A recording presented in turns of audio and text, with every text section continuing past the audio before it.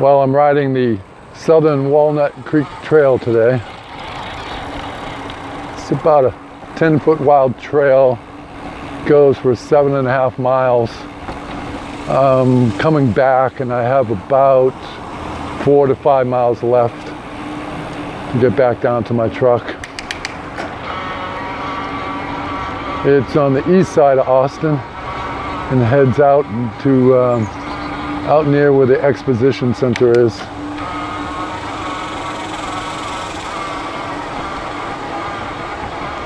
Let's see, mile 5, so I have 5 miles left to go. It's nice, mainly out in the woods the whole time. I just rode up the other end of it and back, and I saw maybe 10 people the whole time. I just plan on going fairly slow, so maybe I'll get halfway decent sound. It's a little windy out today, so it may come in and out. Been a lot of wind lately,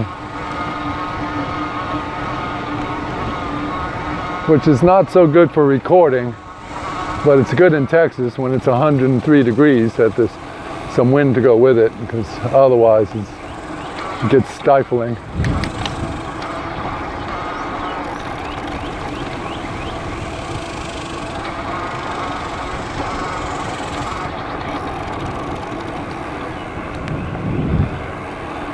So I thought I'd talk a little bit about e-bike rules, laws, and show you the difference between the European miles per hour to the American miles per hour that they allow on the e-bikes. So right now I'm doing 16 miles an hour. There it is, 15.5 right now. So that's how fast a European e-bike can go. Now I'll kick it in and show you the difference to an American e-bike. So there's 20. So that's the difference between them. But that significant difference. Significant in a few ways. 15 just feels too slow in most cases for me. Now if there's people like on the hike and bike paths, then that feels right, you know, or if I was riding down some mountain path or something.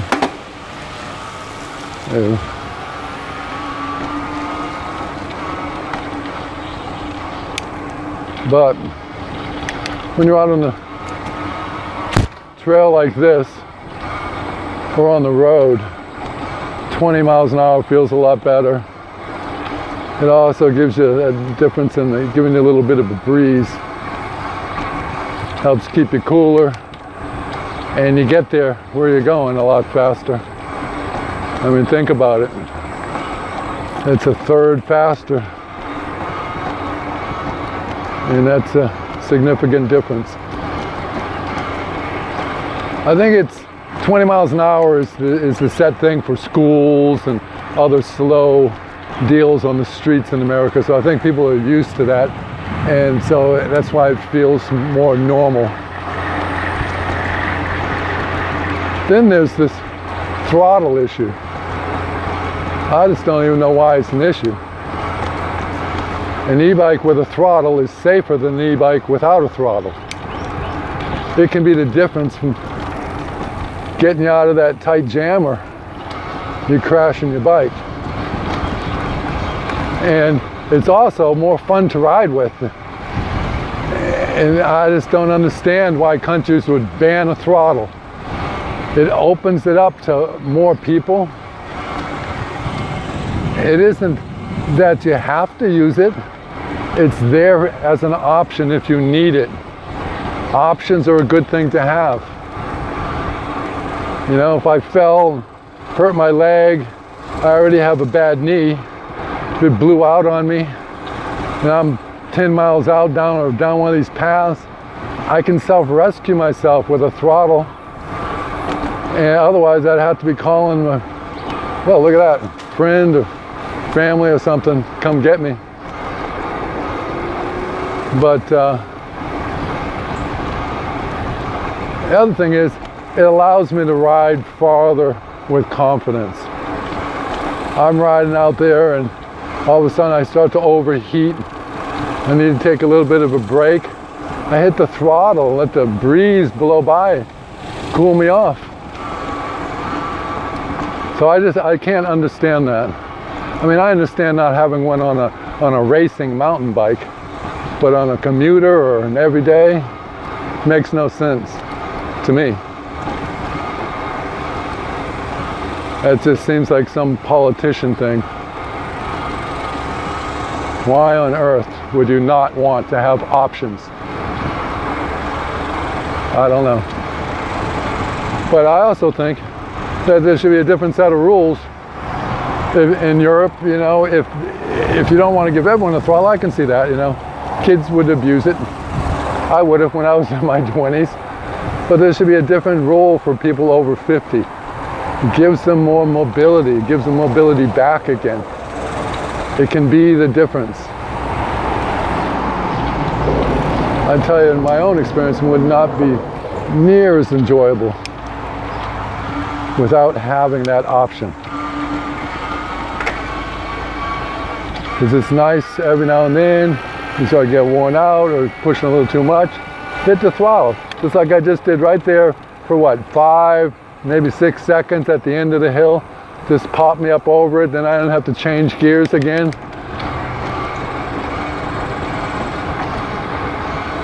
So, or the other thing is that at big intersections, you want to get through the fastest possible. You increase the assistance and then you ride across with just throttle. And you'll get across quicker than any bike could ever do it on, you know, without the throttle.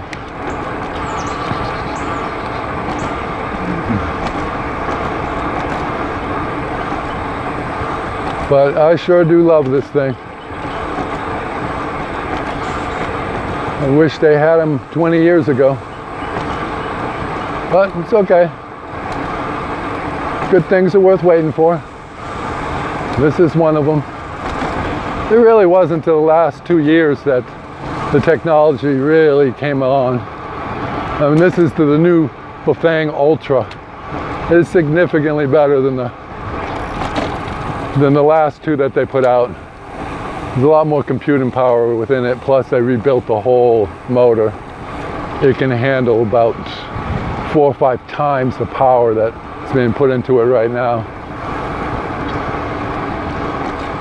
But that's what I want, you know. I want something that's built to last. It's got the power to get me up any hill. And this bike for sure has that. It's usually picking up speed as I'm climbing the hills. Do I think everyone needs one that's this strong? No. I think about a 500 would do most people okay.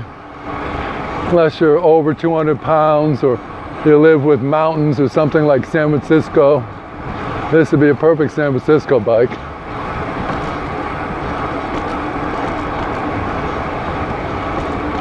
The only real downside to an e-bike is that everyone would love to steal it. Well, not everybody, but, you know, given a choice, when the thief comes to a bike rack and he sees one of these things sitting there, it's going to be the first one he goes for. So you got to be a little more vigilant about that.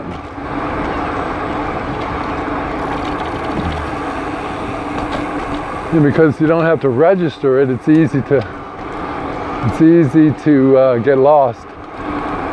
Unless you don't take it out of that same city, because this bike right here is a unicorn. There's probably not another one in this city. And so it'd stand out like a sore thumb if someone stole it. I'd be able to recognize it very easily.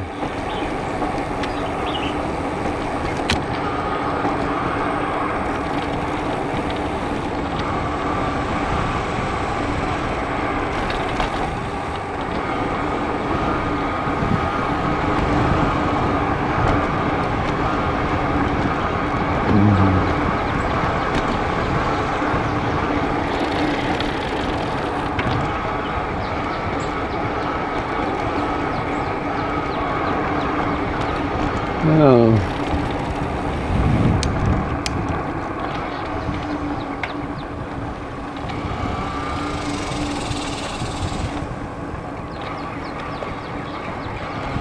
On your left. Got it.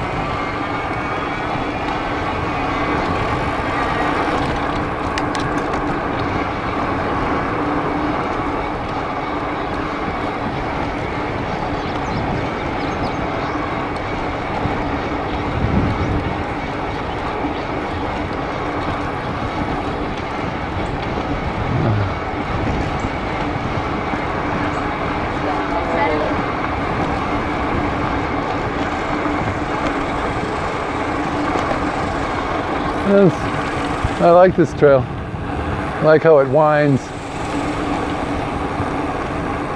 Keeps it from getting boring. I give it a 9. No, an 8. I'd give it a 9 if it was asphalt. I'd give it a 10 if it had an ocean nearby. Or a big lake.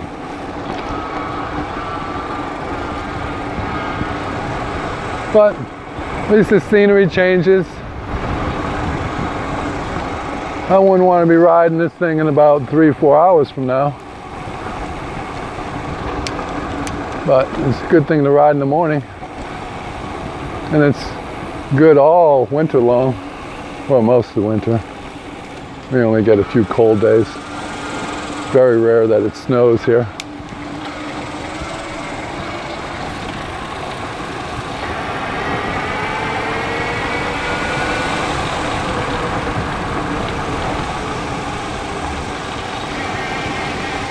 And it's a long bridge.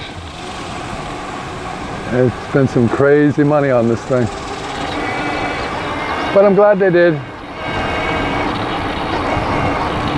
They just have to keep it up. You know, they got a lot of things now. They need to connect them all together. Then people could actually use them for commuting or whatever.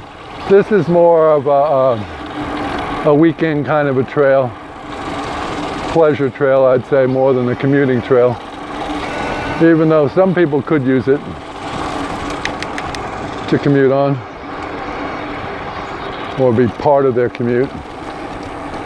It'd be like 5 miles to get down to being close to the city, and then you'd have to do another 3 or 4 miles.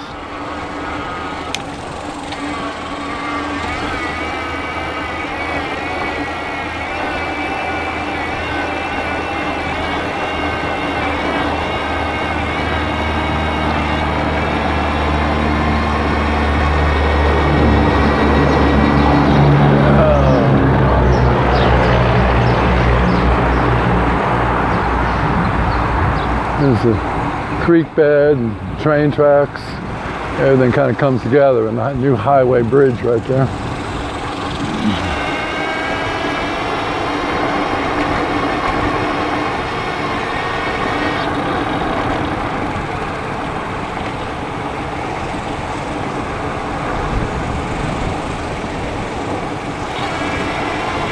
It's amazing how few people are out here.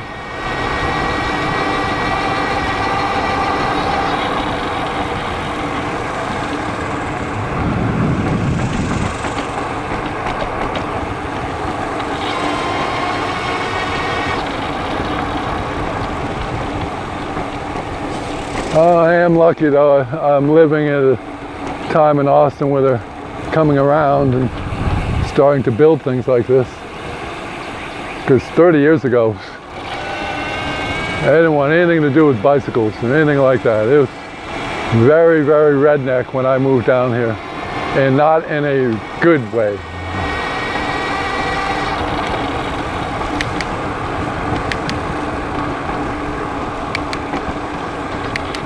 It's getting a little bit better. I think the internet has a lot to do with that, and the old crowd dying off who weren't capable of expanding their minds. And people have to understand the world is constantly changing. So you have to constantly reevaluate things. Don't stick yourself in stone or you just become a dinosaur.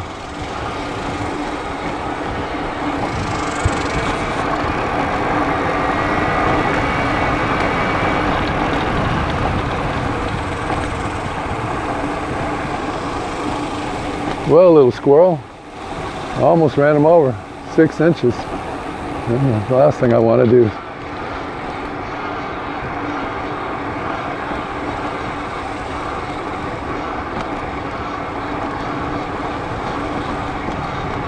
Not too many dangerous things around here. There are some rattlesnakes. As long as you don't mess with them, they won't mess with you. Pretty much.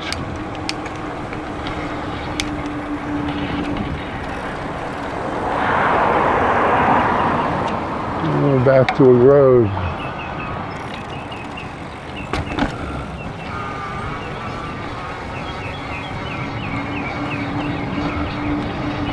I don't know what his deal is.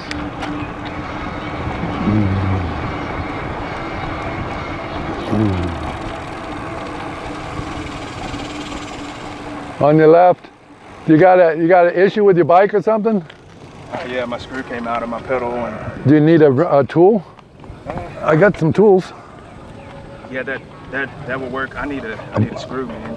Oh, you don't have the screw itself. Yeah, the screw itself came out, and I was riding, and I've had this issue before, but then it was working, everything. Oh, because I got tools, but I don't have screws. Right. Yeah, and I was driving and felt that wiggle. And I'm over at the park right here though, and I got a pickup truck. I can give you a ride where you want to go if you want that. Perfect. Yeah. All right, I'll head down and get my bike put away, and okay. I'll be there waiting for you. Awesome. Thank you. Sure.